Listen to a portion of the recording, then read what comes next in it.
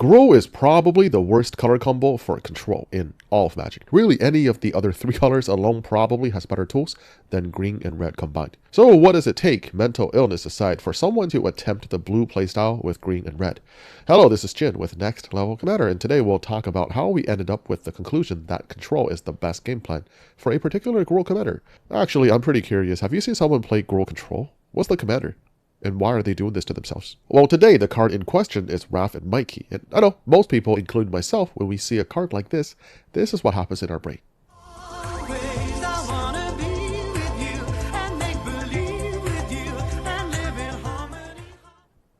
This is normal and healthy. But my friend Sam is the opposite of that. Actually, he's probably one of the best pre-modern Pox players in the world and even made a YouTube channel dedicated to it. Check him out if you're into that stuff.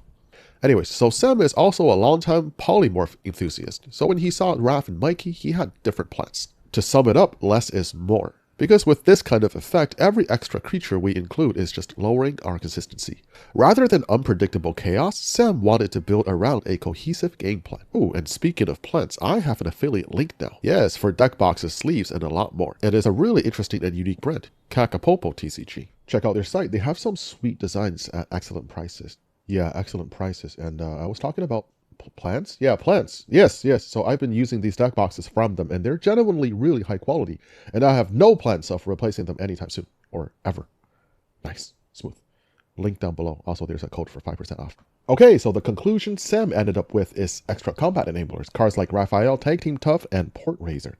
Now this makes sense. Hitting one of these would reset our commander for another hit, and possibly again. With Raph and Mikey being 7 power, the possibility of straight up killing with commander damage is very real.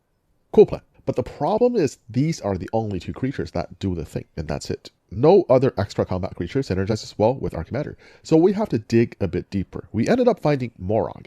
I'll be honest, this card makes everything a lot more awkward.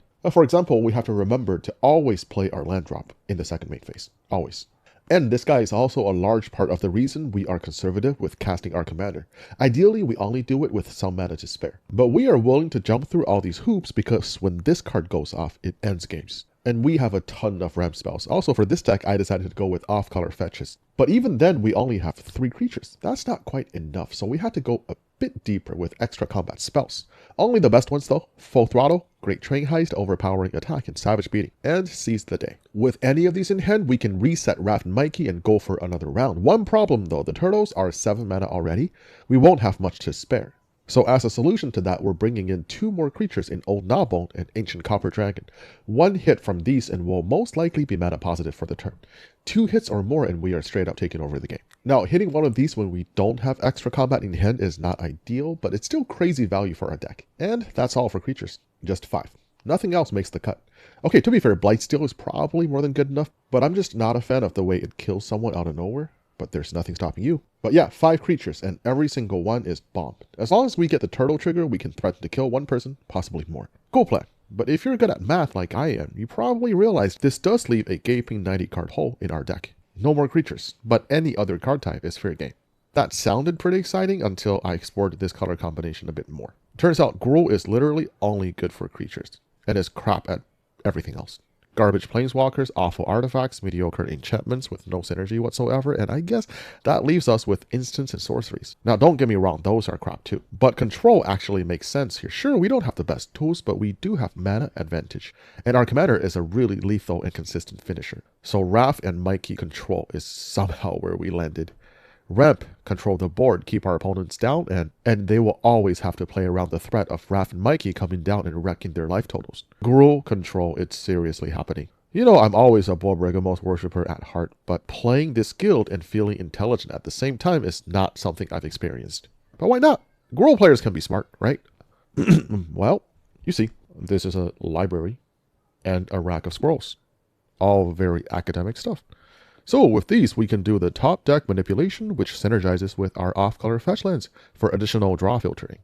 Not to mention the possibility of resource conversion, where we can stow away the creatures we end up drawing for cards we actually intend to cast. Livestream's Blessing and Return of the Wildspeaker may seem a bit counterintuitive in a deck as creature light as ours, but we do reliably deploy our commander, which usually comes with more.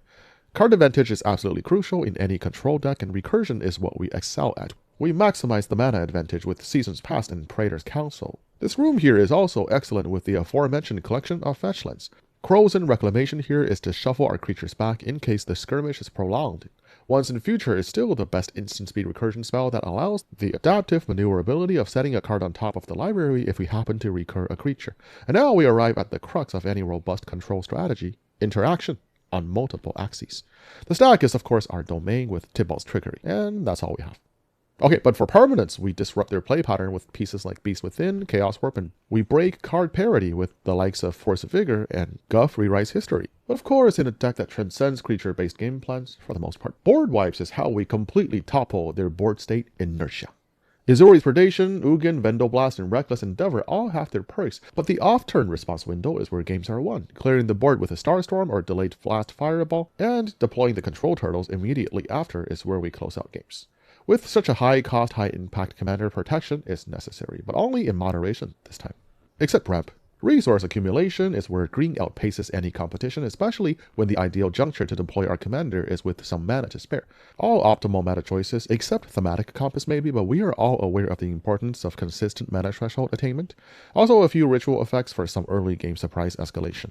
And just a few pieces of miscellaneous utility: Sapling Nursery to take advantage of the constant terrain shifts, and Constant Mists for protection and opponent morale degradation. For lands, we play Flash Enablers for Flash and Cactus Preserve for a tactical 7/7, and Ancient Tomb since we are firmly in bracket 3 already. Why not? Still, we have just one more Game Changer slot too. I guess the One Ring fits our archetype pretty well.